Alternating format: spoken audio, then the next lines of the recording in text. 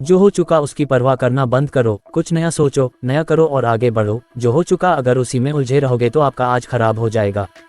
मेरी इस बात को आप हल्के में ना लें, आप इतने समझदार हैं कि आप मेरी इस बात को अच्छे से समझ सकते हैं।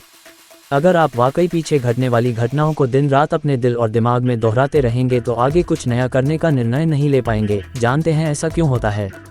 ऐसा इसलिए होता है कि आपका दिमाग जब बुरी घटनाओं विचार से भरे होते हैं तो यह अच्छे और प्रेरक विचार पैदा नहीं कर पाते हैं और आप हर काम में असफल हो जाते हैं। इसलिए मेरी मानिए, जो हो चुका उसे भूलकर एक नई शुरुआत करें।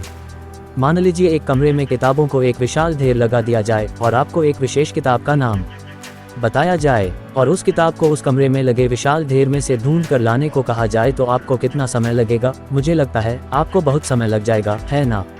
लेकिन उन्हीं किताबों को करीने से बुक शेल्फ में रख दिया जाए तो आपको उस विशेष नाम वाली किताबों को ढूंढने में बहुत ही कम समय लगेगा। मेरी इस बात से आप सहमत हैं कि नहीं? मुझे लगता है आप सहमत हैं। जिस तरह से किताबों की ढेर से कमरा भरा है, ठीक उसी तरह से हमारा दिमाग विचारों के ढेर से भरा हुआ है। जब हम निराश और दुखी होते हैं तो सही विचार और सही फैसले को सामने लाने में हमारा दिमाग असफल हो जाता है और हमें उस निराशा और दुख से बाहर आने में बहुत समय लग जाता है और इस तरह समय की बर्बादी से हम हमेशा पीछे ही रह जाते हैं। अगर आप अपने विचारों के ढेर को करीने से बुक शेल्फ की तरह दिमाग में रखें तो किसी भी परेशानी में हमारा दिमाग सही विचार और फैसले सही समय पर हमारे सामने लाकर रख देगा। ऐसा करने का सिर्फ एक तरीका है, बस आप हर सुबह मेडिटेशन करना शुरू करो, क्योंकि मेडिटेशन में वह पावर है जो आपको अंदर से कुछ कर गुजरने की ताकत देती है।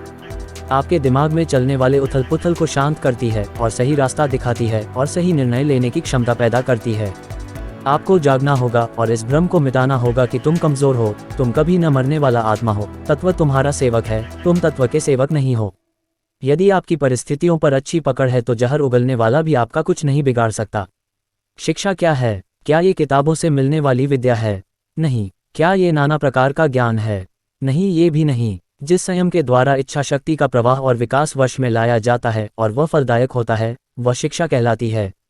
मैं आशा करता हूं कि आप ऊपर बताए गए सभी मोटिवेशनल स्पीच से सहमत हैं और आप अपने जीवन को इन विचारों से सिंचेंगे और आगे बढ़ेंगे। और हाँ, वीडियो अच्छी लगी हो तो वीडियो को लाइक करें और कमेंट में वादा करो कि अगली बार सलेक्शन लेकर छोड़ूंगा। मिलता हूँ अगले इंटरेस्टिंग वीडियो में।